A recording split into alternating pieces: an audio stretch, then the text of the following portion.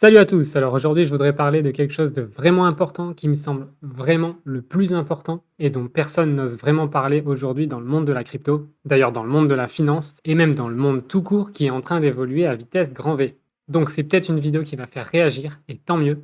Cette vidéo vaut de l'or, cette vidéo c'est la solution que tout le monde cherche désespérément et je sais que 90% des gens vont pas le croire. Mais s'il y a vraiment une vidéo qui doit être partagée et surpartagée, c'est celle-là, c'est la plus importante et c'est le plus important message que j'ai à donner.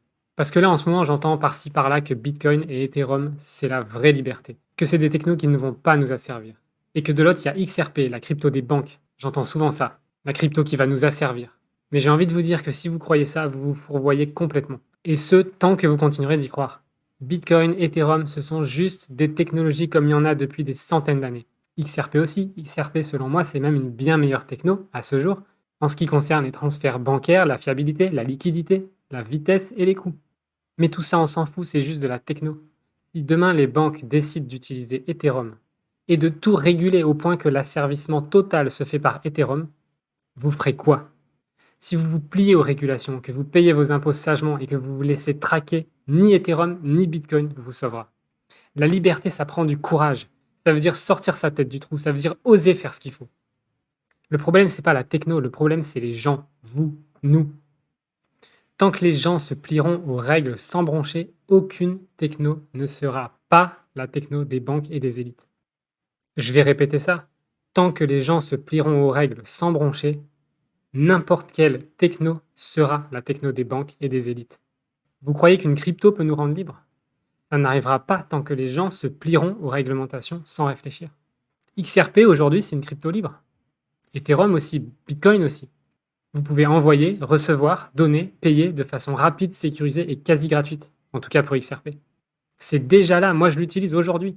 Ça fonctionne maintenant. Et c'est bien plus performant que Bitcoin ou Ethereum. Et c'est maintenant. La finance libre, ça existe maintenant. Si tant est que vous osez l'utiliser comme tel. Tant qu'il y a une masse de gens trop grande qui donnent plus d'importance à payer leurs impôts sur leurs pertes, et oui, c'est ce qui s'est passé entre 2021 et 2022. Beaucoup de gens sont en train de payer des impôts sur de l'argent qu'ils n'ont même plus aujourd'hui. Donc tant que trop de gens donnent trop d'importance à payer leurs impôts qu'à utiliser la crypto, on est foutu.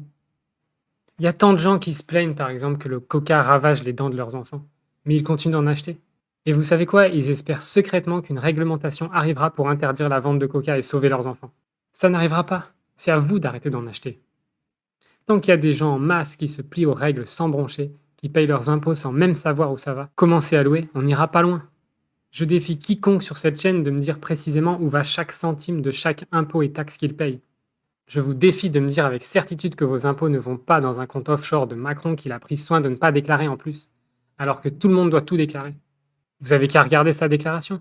Est-ce que vous avez vu la déclaration qu'il a fait pour être président de la République française? Ça tient pas la route, ce mec a pas d'argent. Faut arrêter de nous prendre pour des cons. Il a 2 comptes chez Rothschild avec 8000 balles dessus. C'est une blague. Alors là, il a 113 000 balles. Ses enfants ont un peu d'argent. Et puis il a un crédit de 126 000 balles aussi. Donc si on fait la somme de tout ça, ce gars-là a quasiment pas d'argent. Personnellement, j'y crois pas un instant. Alors ouais, c'est plus facile de se voiler la face et de se dire que les impôts sont bien utilisés. Mais prouvez-le à vous-même. Faites les recherches et prouvez-le vous.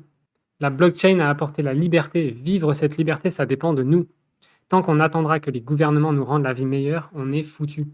C'est à nous, chacun, un par un, tous ensemble surtout, de reprendre notre souveraineté, de reprendre notre autonomie et de reprendre notre responsabilité.